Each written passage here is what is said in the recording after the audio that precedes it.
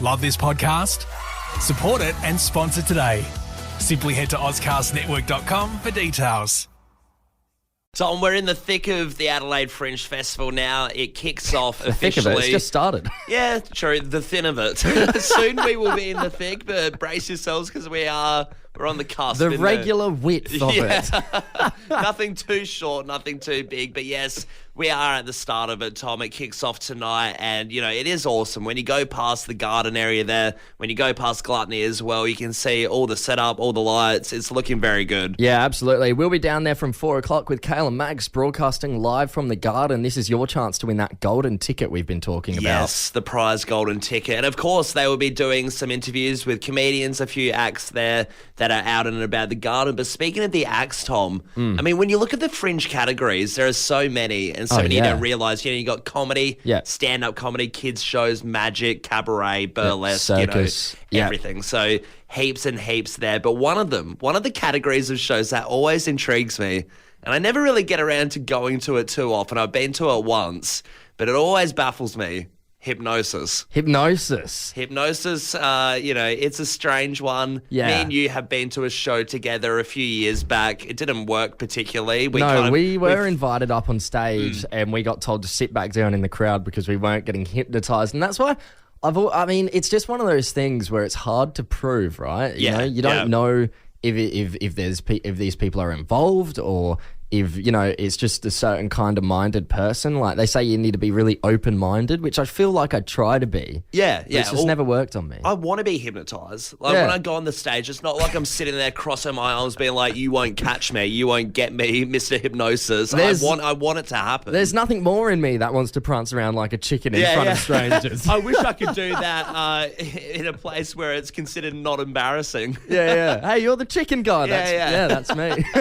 But of course, people do feel very strongly towards hypnosis and, say it works. Mm-hmm. They are full believers of it. But I wanted to get into a few of the different things people get hypnotized for in terms of benefiting their life. Yeah, because it's not just all about chickens. No, obviously prancing around like a farm animal, it's not too much of a benefit to your life. But, people do it for things like smoking. Yeah. Of course. That's a big one. I know a lot of people that have know someone at least that's gone and got hypnotized to stop smoking. And everyone that I've spoken to about it, they always say, it's worked for them. Yeah, generally I hear that it does work. If it doesn't work, then it sort of fades off in years.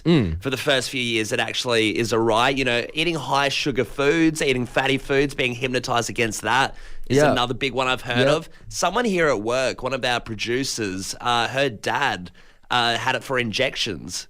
Right. So his fear of injections, going to the doctors, getting vaccines, things like that.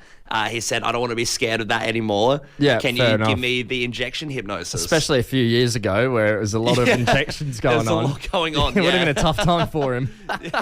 Jobs went down during COVID. The hypnosis people went up. Hey, we're going to open up the phone lines here. What were you hypnotised for? Were you hypnotised to stop smoking? Maybe you just know someone close to you that got hypnotised to stop smoking or injections or dieting. That's it. And did it work? I mean, there's so many other ones I'm looking at. Weird ones like thumb sucking. There you go, Tom. High blood pressure. Asthma even, like physical things like asthma and not being able to breathe, people have used it for. Yeah, right. Well, seriously, can you get me that thumb-sucking number? Yeah, I've got the pamphlet. Yeah, cheers. The classic one is smoking. You hear so many people go to a hypnotist to stop smoking, but you don't realise there's so many other things out there, like this text, for example, that's come in through the text line. Somebody... I'm going to have to change this up a little bit, but they've texted in saying they went to a hypnotist to stop being the chronic master of their domain. Yes. If you catch my drift. Yep. Apparently it didn't work. The hypnotist was quite the looker, and after the session, they wanted their money back. You can't tell whether that one's real or not. I don't think it's real. Hope not. Someone here said, my girlfriend wanted to be vegetarian, so did it to stop eating meat. It worked. She hasn't smashed a lamb chop in over 2 years. Yeah, right. Okay. That's good stuff. Hey, another text here. My girlfriend got hypnotised to stop pulling out hairs when she got stressed. Yep. Good one. This one here, nice one. Someone says, you boys should get Callum hypnotised to get his license, lol. We've looked into it. It didn't work. It doesn't work. I've broken the system. Another text here.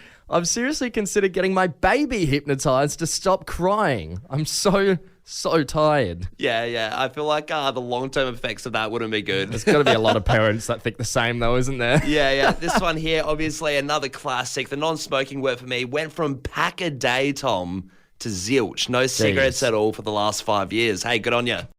Love this podcast? Support it and sponsor today. Simply head to AuscastNetwork.com for details.